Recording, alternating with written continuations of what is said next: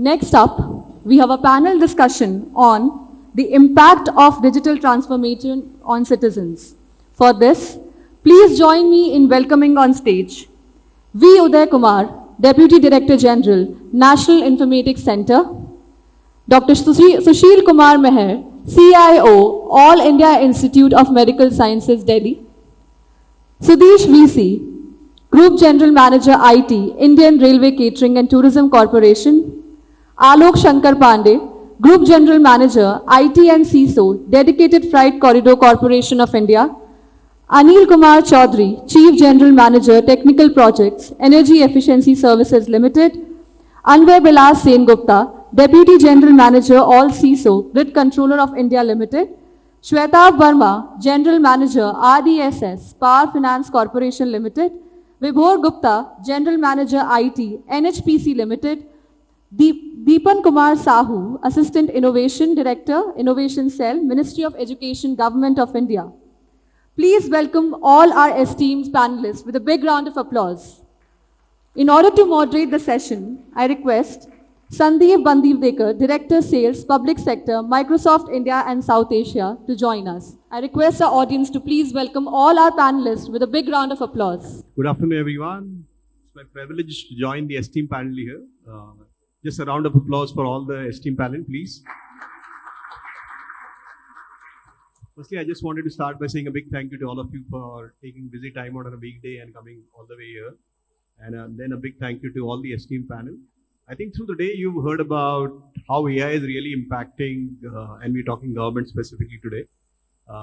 Just a quick introduction. I lead the public sector sales for West and South and healthcare as part of Microsoft India. It's my honor to kind of moderate the esteemed panel here. So what we heard today in terms of how is AI impacting government organization, today we'll talk a little more about how are the esteemed panel, the leaders on the esteemed panel doing it, and maybe really leveraging AI to probably provide faster, smarter, and personalized citizen services, right, to all our citizens, right? So maybe I would just want to start with one question to all the esteemed panel in terms of, and maybe I could start right from my right side. Sir, how is AI kind of, what's the one benefit of AI that you would want to call out for the benefit of the audience? One big benefit of AI. AI currently is only, I think, AI currently is, the usage is more in consumer sphere because ChatGPT, Gemini and all these things. But AI is much more than that. And we in government, we are using AI like my colleagues have mentioned. Our AI division is doing a lot of things, but the main constraint is infrastructure, which Gupta and Microsoft team is trying to address. Actually, sovereign cloud is what is required, and good GPU infrastructure is what is required. I am doing certain AI-related work for Swamitva, and my colleague is working in legal sphere and doing a lot of services. But we are all constrained by the availability of infrastructure. We have done some POCs on doing some chat boxes and all those things. But see, without a good, secure AI cloud, you cannot roll it out and bring it to the usage and its potential which is there. Sure. That's the. Thank you, sir. Good afternoon, everyone. I am Dr. Sushil Meher from AIIMS. AI now is a central stage of any digital transformation. It is not left to the healthcare, because I am into the healthcare. Each and every segment of the healthcare, AI is required. But this AI last 3 to 4 years, why it is so popular? In healthcare, the first AI model has come up from Stanford. It is 1988 by Ted Sholliff. Why this journey has got led to this extent? Because at that time the speed, the storage, the high power processors was not available. Right now everything is available, but in healthcare there is a lot of bottlenecks are there. Some issues I am addressing to you. In the large population country in India, we have 1:1900 population. One doctor, 1900 patients are there. Populations are there. How to address? As per the WHO guideline, it's supposed to be 1:300. The gap is there. Can the technology bring down this gap? It is yes. That's why AIIMS has been nominated as Center for Excellence in AI in India. And that's why government has already given 300 crores to develop their own models for the whole population. One model I'm talking about it, you can check in your net also. Recently, about a year you have launched ioncology.ai. ioncology.ai. It is a model, it is an application which has been integrated 7 different AI models and which has been integrated to make a one application. It can predict the early detection of breast cancer and ovarian cancer. Why this model has come up? When we have seen the study that we have found that 37% increase in our urban area, the breast cancer. And 23% it is the rural area. Can this model help you out? Yes. Because for detecting a breast cancer, you need the mammography and CT scan. It is hardly available in any part of the, even big cities also. If you go there, even in Gurgaon, if you go there, if you leave the corporate hospital, you will not find any places the mammography. Then one toolkit has been developed. It is thermal scanning bra. You can search in the Google net, you will see the photographs. There's thermal scanning bra. It can scan the breast within few of seconds from your AI model. It can predict that you have any tumor inside your breast or not. And it is too cheap and there is no side effect of this toolkit. And another one advantage is that the privacy it has can be protected. Means single, your ASA worker and Anganwadi people, they can use it. And they have started using it. Already 7 lakhs people already been scanned. The prediction rate is more than 84%. Yeah. Thank you. So thank you, Sandeep. And before I answer the question, disclaimer, views expressed are strictly personal, do not in any way reflect the views of my organization that I served today or in the past. And in the interest of time and the size of panel, AI means to me efficiency. Efficiency if I am structured. That is my pointed answer to the question. I can be far more efficient, provided I have done my homework myself to leverage AI Specifically organized. Thank you so much. Thank you, sir. Shwetabh Verma from the PFC. I actually looking after the government sector schemes. So initially in the government sector schemes, there is no OPEX model to be allowed. But with the introduction of the AI and cloud model, government think about it because government has limited resources for the CAPEX model. So they adopt the OPEX model. That's why beforehand the government, in the government scheme, if we talk about the IT infrastructure project, such as the ERP, billing solutions, and other IT/OT projects, only CAPEX are allowed. But with the introduction of this, we use the OPEX model. So in the implementation of the ERP, when you utilize the OPEX model, with the introduction of the cloud, with the SaaS model, our implementation greatly reduced from the 3 years to 6 to 8 months. So the implementation time is greatly reduced if you have to make a blueprint in a finest way. So if the organizing agency is more competent and more make a good blueprint with the SI, certainly the time should be reduced away. Same is the billing solution. With the introduction of billing solution, the cloud model, and with the introduction of some AI feature, not so much good, but with some introductory features, our billing system is going to be more and more sophisticated. So we have to increase our billing efficiency, at the same time collection efficiency, to make our discounts more and more viable. And the third front, where the cloud and the artificial intelligence comes in the big way, is the introduction of the smart metering project. The project we call the AIIMS, Advanced Metering Infrastructure Service Provider.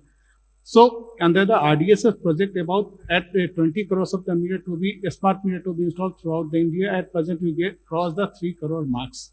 So the data that we have to gather to the smart meter is stored under the cloud model. So initially we introduced the cloud just as a way of the cheaper option of the optimizing the cost. But with the passage of time, we realized that the cloud model or the AI model just only a cost optimization process, but it also involves the agility, innovation, and make the system more and more operational efficient.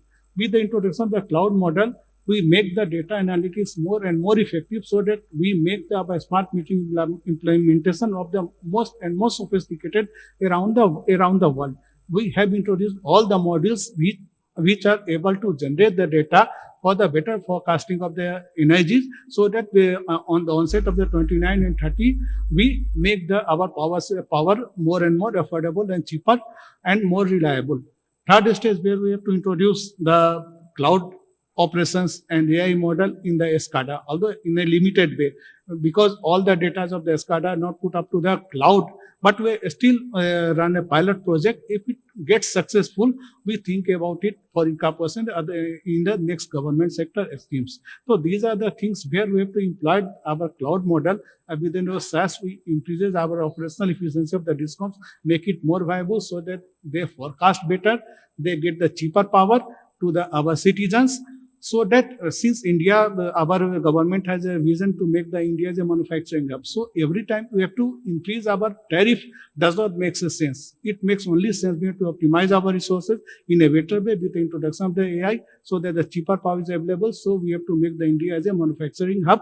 And you also know the elasticity of the power is about 0.9. It means you have to grow with the 10% of the GDP, we have to grow with the 9%. This is only possible with optimization of our resources and with the introduction of the cloud. But at the same time, also work to the, since there so many companies are there, we require the localization of the data.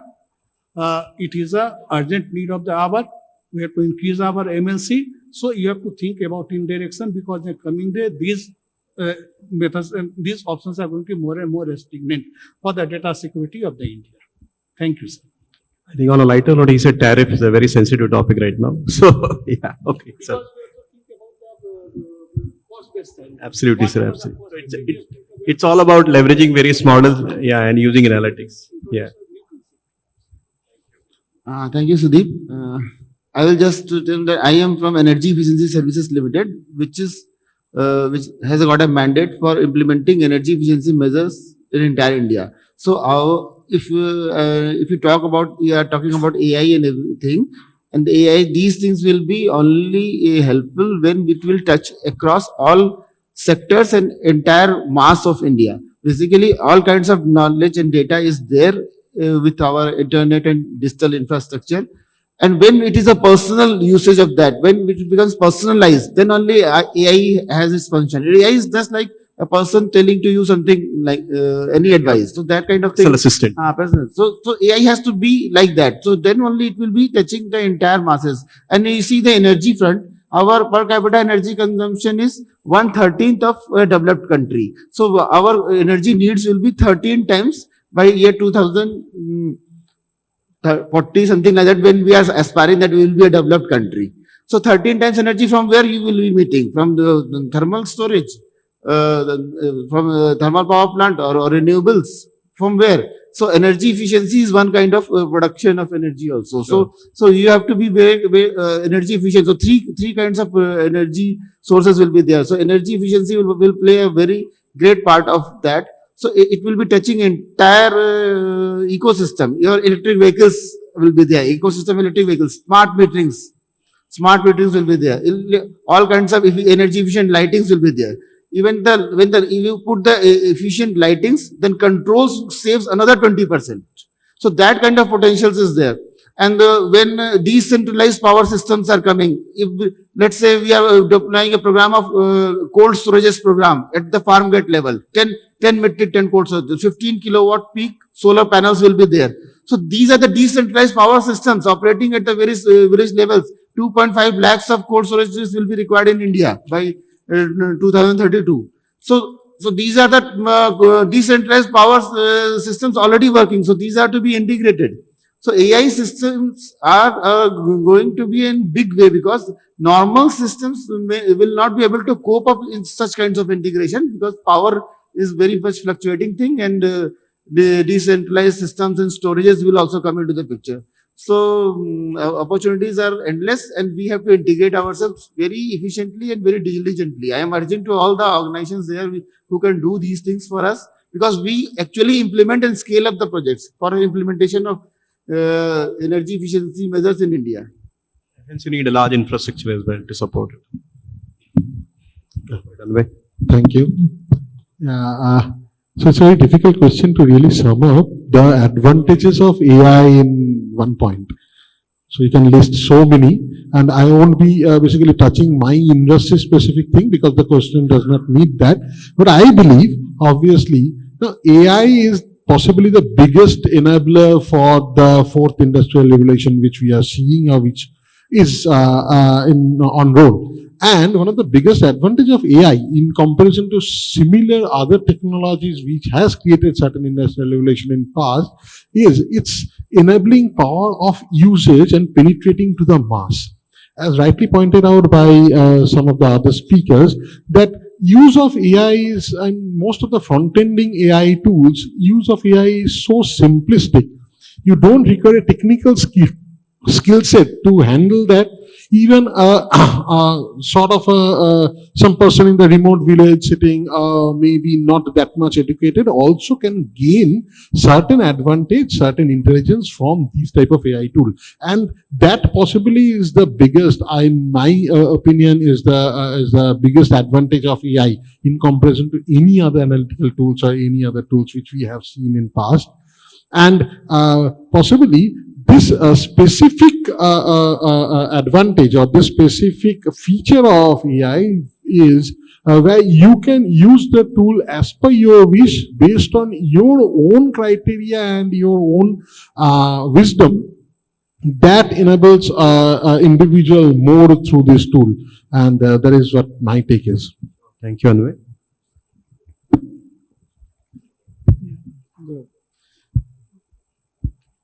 Welcome to all. Thanks for this platform.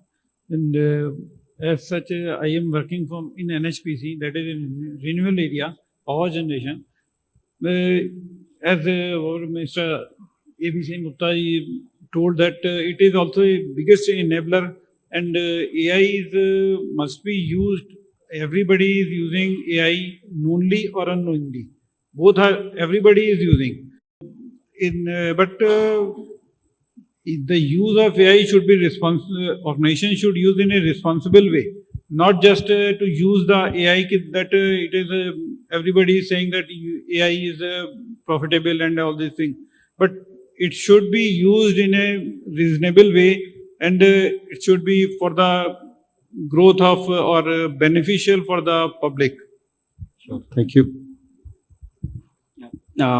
First of all, I will thank APSC Media and CXO Media for having this platform, sharing our thoughts, and so many experts, domain experts.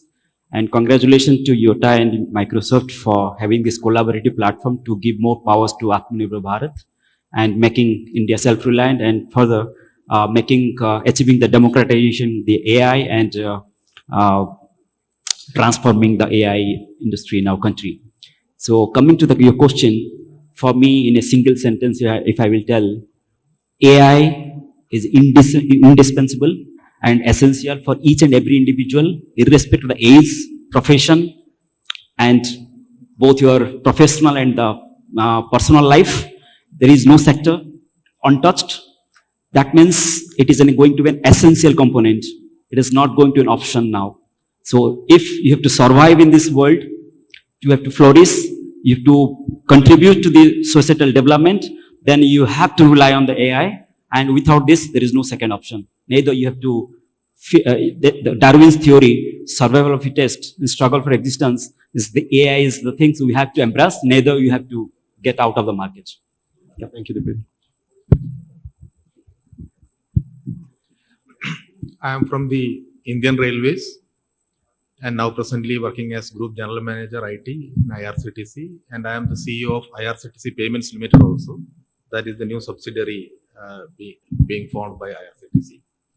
So the first true e-governance initiatives in the country was the passenger reservation system. You could take anywhere to anywhere tickets from any particular place, any station. So further extending it, IRCTC made railway ticketing available from the comfort of your home. So I think that is the test case of the best of e-governance made by the government of India. Now, for me, combining the question, maybe I'm just adding to the cloud part also into the AI.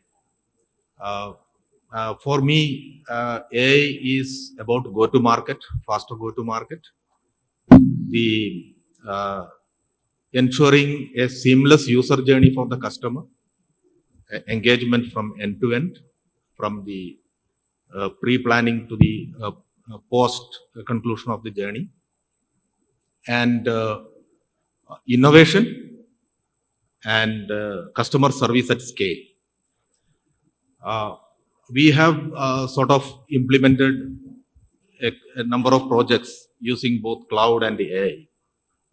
Only one test case I will tell you is about the rail Madad system.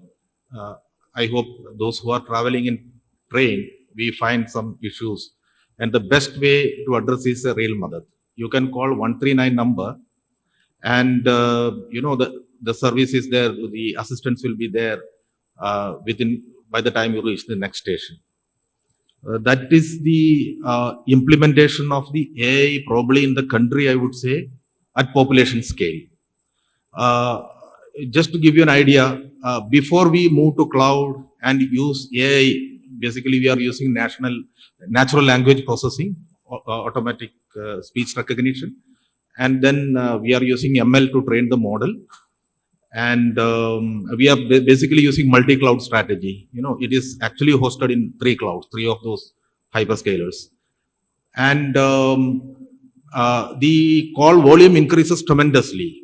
When the festival comes, in a normal day, average 1 lakh calls are coming to the helpline. On a Diwali Eve, the call goes up to 3 lakhs.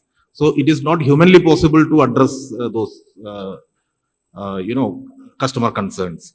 So before we move to cloud and using this, we had a call abandon rate of around 50 to 60% during those peaks, because you cannot scale human power agents like that. But after moving to cloud, using these technologies in place, the high scale of calls, we are able to deal with virtually no call drop. It is less than 0.03%, much within the SLA parameters. So that is for me, now we are going into the payment aggregator space. We are into chatbot using, the customer interface we are giving, and ticketing also through chatbot we are doing. So when I approach this challenging assignments, cloud is the one which gives a lot of confidence in terms of go-to-market. In the 139 service I was referring to, the go-to-market was just 2 months. On a national scale thing, we could do it in 2 months. I think that is the customer lifetime value we can give. And ultimately, from the administration side, it is my peace of mind. I can focus on the use case. I can focus on the service delivery rather than worrying about the cloud, the infrastructure, and the dealing with the OEMs, etc. Thank you. Yeah. Sudeesh, I have a follow-up question for you only. Since IRCTC touches almost most of the citizens, right? Maybe the pre and the post AI era, how has the life improved or the quality of the citizen, right? Or the services of citizen services? So as I told you, 139 is a typical, it's a matter of pride for us. We have within 2 months of time, we could migrate the entire service. And the call rate at that time, the highest call rate we were dealing with was around 1.5 lakh to 2 lakh. Now it is 3 lakh plus. That means so much calls were getting dropped. So I think, and the backend process, AI alone will not really give customer the service. It is the backend process. Sure. Now there is automatic speech recognition for standard user flow. It is fine. But somebody can call the number and speak out his problem without connecting to the agent. And using the generative AI aspect of the prompt, correctly understanding the intent. So they are able to, send it to the backend to the person who has to attend to that, issue. So it is an end-to-end kind of thing that we have achieved at that time. So, that is a typical use case if you can see what we have implemented in the, customer journey. Thank you, Sudeesh. Dr. Sushil, maybe a same question for you. I think the pre and the post AI era, how is the quality improved for, let's just say, patient visiting AIIMS, right? Or can you repeat the I'm just saying the pre and the post AI era, how has the quality of services improved for, let's just say, in your case, patients visiting AIIMS for that matter? Yeah. See, what we feel in the AI arena, first you have to understand, it is a healthcare and any model is not 100%. So you have to take care of the responsible AI. Okay, let's say my model is 82%. What about the another 18%? How will you sustain? It is not a business, it is a health. So this is my things. That's why, first of all, in the healthcare, what AIIMS has adopted, the place which doctor can't reach to this place. That's why early prediction of the any cancer is treatable. That's why you have catch cancer. Yeah. Okay, even 82% doesn't matter, but we have achieved 82%. First of all. Second thing is that the first model we have developed in about 7 years back, there is early detection of the newborn baby, what infection to be. The baby is not born, but we know it that what infections that baby may happen. Sure. And that is also about to be 80% success. And it is already been published by the IIT-1 students in PhD thesis. Yeah. So this is the things. Right now, AI is just I have informed you, it's a central stage of your digital transformations. Where to use, where not to use. Because you have to understand, and I inform to everybody, the technology is there. You pay money, you get the technology. Earlier it was not there.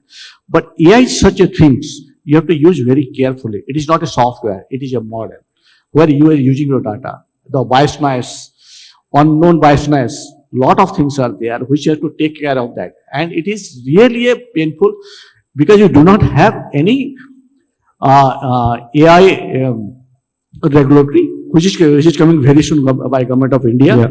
If it will not come using AI, it is very risky, what I feel. And right now, one more thing is that many hackers, they are poisoning your model.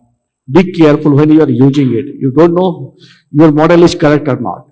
Second part is that how orchestrates your AI.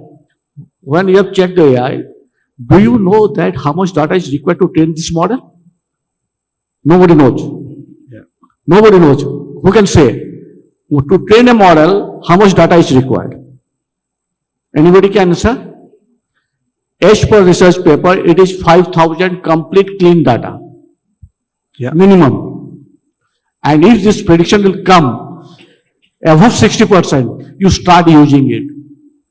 Second question I am talking about it. when you are using the AI, do you have any mechanism that this model is performing better? If you put some junk data, your model will go down. And nobody is doing it. It's a very costly affair. Don't forget, it is a very costly affair. Third thing is that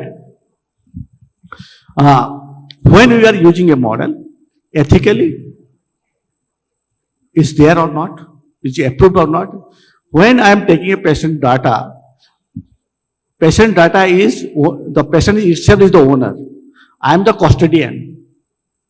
And I inform that this data used for your healthcare, not for the research. Yeah. If this agreement is not signed, then you should not use it, and people are using it.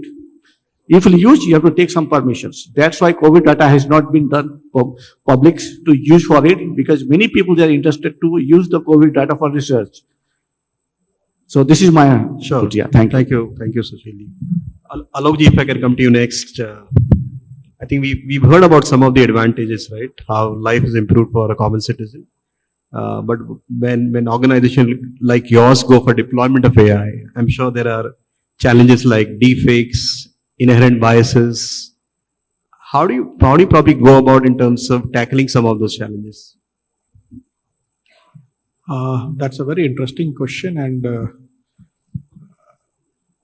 I would start with slightly behind, because at the end of the day, biases are something which will remain. Sure. I'm of the firm opinion that we are asking too much from AI to be becoming absolutely godly in its approach or solution providing, because at the end of the day, it is trained on data set that is reflective of the society.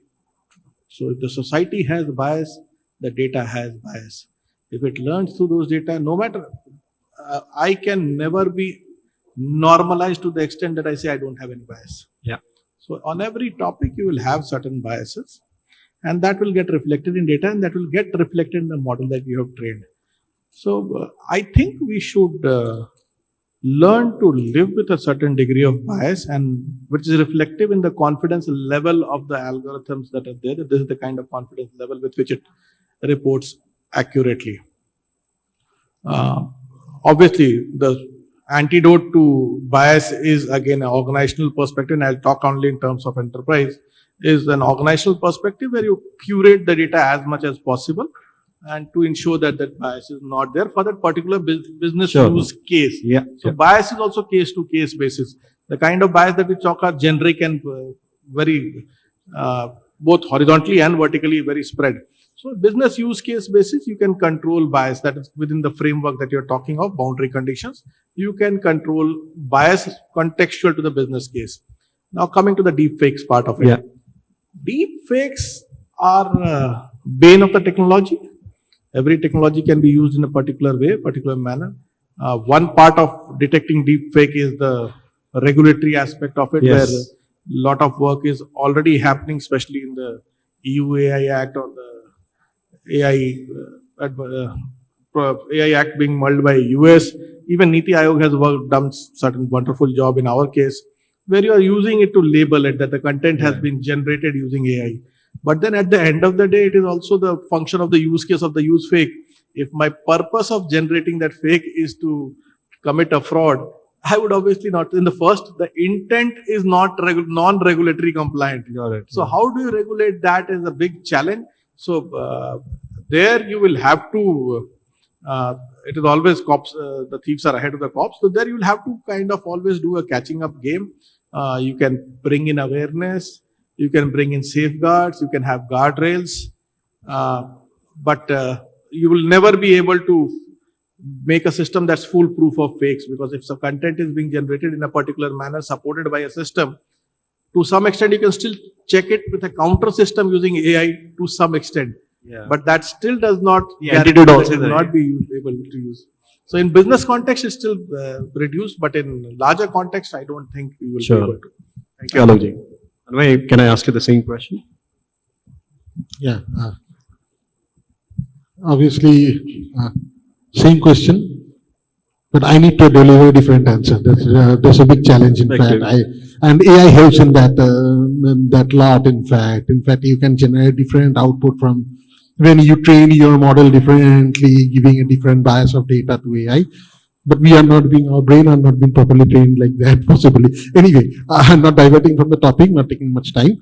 Actually, as I belong to power sector, and where basically we handle a lot of power sector data for generating the analytics through AI and try to find out the predictive analytics of forecasting, weathers, etc., the renewable forecasting, all those things.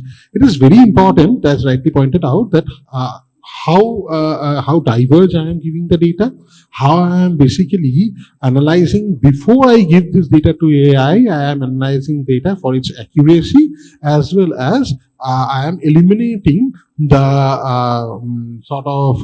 the deviations from that source data, so that I can get a proper predictive model. But the thing is, in our case, what we only thought with the intelligence of AI and put that in. Ultimately, as a power system operator, I know that the intelligence which has been gained by 15-20 years of experience in seeing the transformation of the entire power sector and the day in, day out activity cannot be really compensated with 1 year or 2 year or 3 year data given to an AI model. So we take a very balanced approach while we give all these inputs to the human, but ultimately take the human call only while taking decisions. Secondly, I'll just touch upon the approach of use of AI, where your cybersecurity and protections of the data is also very much important. There, obviously, one of the simplest thing you can do is mask your data. That is very important. But then you have to be intelligently doing your masking. I'll just give you a very simple example, taking the clue from Dr. Sir. That suppose I am using AI for understanding the behavioral pattern or for understanding or detecting some diseases, where I need to give you data, give the AI data, and I need to mask some of the data to protect my personal data. Now, if I start masking my age also in that, possibly the AI will give a totally wrong information. So I need to understand which data is to be masked and which data is needed by the AI to give me a proper result. So if you can do that, and if you mask the data accordingly, you can save and secure, you can give a safe and secure data to your AI model and get a proper output. Sure. Thank you, Anway.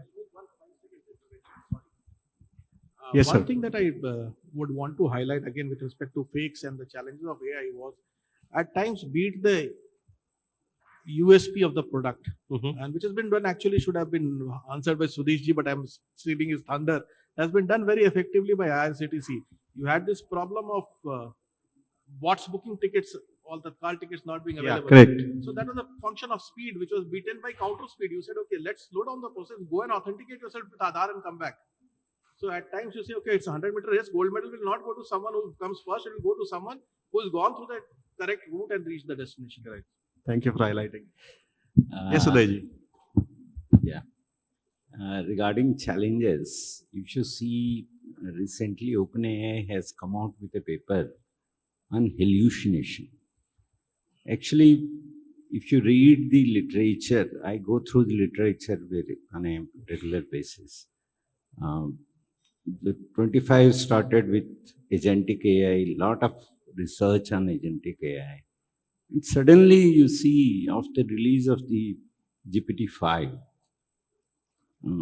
OpenAI comes with a paper on hallucination. Why should they come out with a paper on hallucination? They say that, see, we have limitations. If you read the paper, you realize the depth of the problems which these models have. And somebody was asking also, there are many questions which are being thrown up right now on the efficiency, the correctness of what AI is given. Yeah. The hallucination itself, if you read the paper, ChatGPT, I have commented somewhere, if you want to, I will give, actually, I cannot give answer to everything.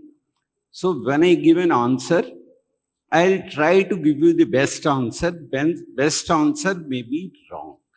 Sure. You read that paper, Absolutely. you will realize the depth.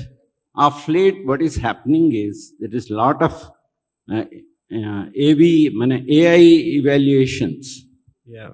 Evals are emerging and they are testing left and right. The Sure. efficiency of these models, which they talk about, we achieved 95%, we achieved 97%. If you see the enterprise, the criteria is Six Sigma, which is 99.996. And what these models are delivering are way behind that. Yeah. So there is a challenge. And Dr. Saab has said कि मेरा thermal वाला आपको बता देता है कि आपको है कि नहीं. ठीक है तो अच्छी बात है. बहुत लोग, many people are coming out with a pinch of days. नहीं, अगर मुझे है और आपका thermal वाला नहीं बताया, तो I am into false mode कि ठीक है उसने false positive हो गया ना. False positive is also a danger. So we should be always human with AI. We should, whenever you move forward, you should always go with human feedback along with AI. Even programmers, the programming, the vibe coding, which is very popular, उसके लिए भी आपको intelligent programmer can only use vibe coding properly. So these are the limitations of AI. No, thank and you we so should much. always. Can you give some input? Sure. See, 82% of the thermal scanning data, that 82% not reachable to the hospital. Mm-hmm. That is our achievement. We are going for the mass which is not reachable. First objective is, Sure. That is clear. That 18%, obviously earlier is the 100%. Okay, because early detection. I'm not talking about detect after stage 4. It is stage 1, stage 2 we can detect. Second one is what you are talking about the models. We do not have any independent agency who can evaluate your model, that how the model is working. Third thing is that the vendors is claiming that these models, it perform this. They are unable to disclose that what data they have taken to train the model. It is not possible to disclose it because ethical consideration is there. So a lot of gaps in between. But I'm giving one example to you. Last 2 elections, there is 10 to 20 electronic media. They have predicted everything's gone wrong. And they spend hundreds of crores of rupees in a model, and at the end there is no result. So we have to be very careful. That's why in the first talk I've told you, when we are using the AI models, you have to do very carefully and responsible AI. Second part is that if model has given anything wrong, who is responsible? Model, or organization, or the people? See, that's why those who are using the AI, some person has to be responsible to answer this, why it has gone wrong. Sure. No, thank you so much. I had a couple of questions, but I can see the time is up here. So again, a big thank you. I just want to throw my immediate requirement that we are already doing implementing cold chain in an entire country. So the data at the farm gate level, what to store, how much to store, and what prices it should be stored, these are all very intelligently monitored. So and we want to integrate all those things for the entire country, so that and AI can be very much helpful for that. And when the cold chain reefer trucks are going, they are going vacant many times. So there must be some AI-enabled services which must be telling how much these are carrying, so the other person on the route may utilize it. So these kinds of services are required. So I am just throwing this idea to this entire forum and industry. So, and we need it to scale up in an entire country.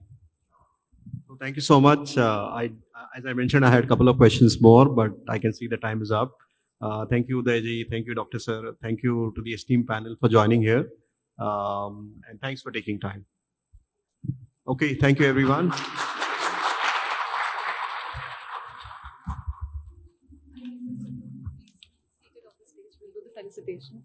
Requesting you to please be on stage. Thank you to all our esteemed panelists. I now request Mr. Vikram Malhotra, Director AI Tech, Microsoft, to please come on the stage and felicitate our dignitaries. Mr. V. Uday Kumar, Deputy Director General, National Informatics Center.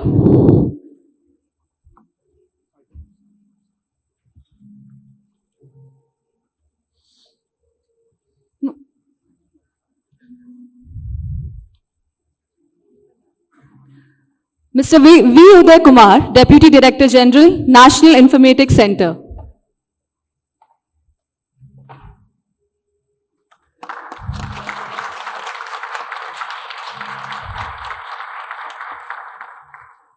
Dr. Sushil Kumar Meher, CIO, All India Institute of Medical Sciences, Delhi.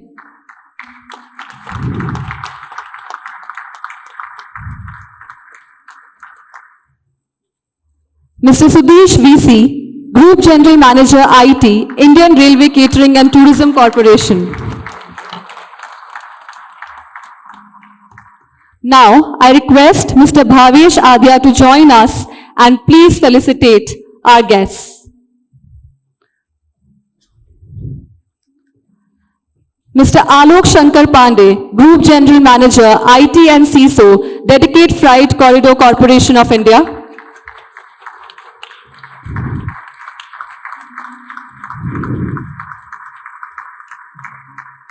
Anil Kumar Choudhary, Chief General Manager, Technical Projects, Energy Efficiency Services Limited.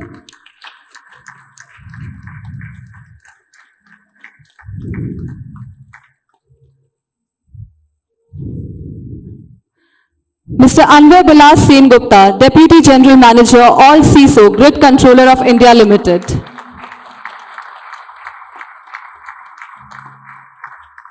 I now request Mr. Rajesh Garg, Senior EVP and Group CIO Utah, to please join us on the stage to felicitate our panelists.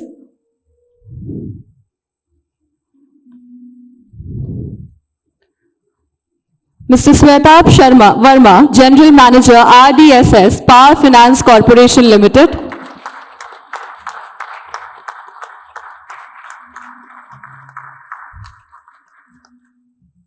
Mr. Vibhor Gupta, General Manager, IT, NHPC Limited.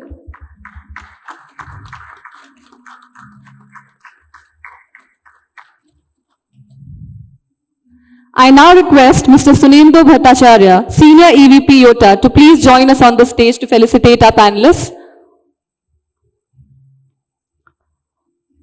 Mr. Dipan Kumar Sahu, Assistant Innovation Director, Innovation Cell, Ministry of Education, Government of India.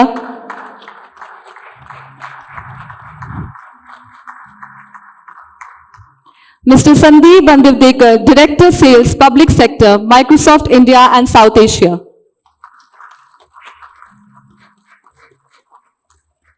Can we please have a group photograph?